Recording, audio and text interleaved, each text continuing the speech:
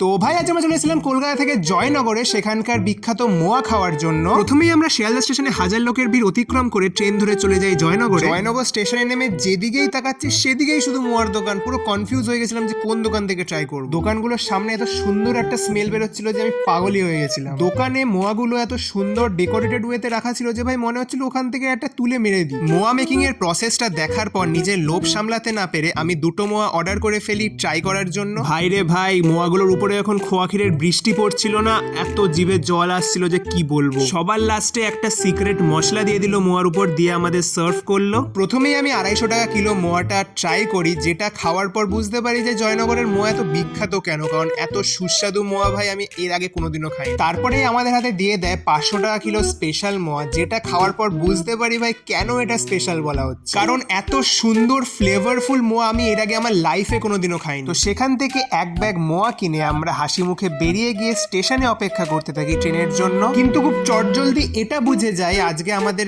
বাড়ি ফিরতে অনেক সমস্যা হতে চলেছে, কারণ গঙ্গাসাগর মেলার জন্য লক্ষ্মীকান্তপুর লোকালগুলো সব কটা নামখানা লোকাল নামে চালাচ্ছিল। অবশেষে পরপর 3টে ট্রেন মিস করার পর বুকে পাথর নিয়ে ওই ভিড় ট্রেনে ঝুলতে ঝুলতে উঠে যাই। তো ভাই আমরা ট্রেনে করে বাড়ি ফিরি, ততক্ষণ তো আমার চ্যানেলটাকে সাবস্ক্রাইব করে দিও। বাই।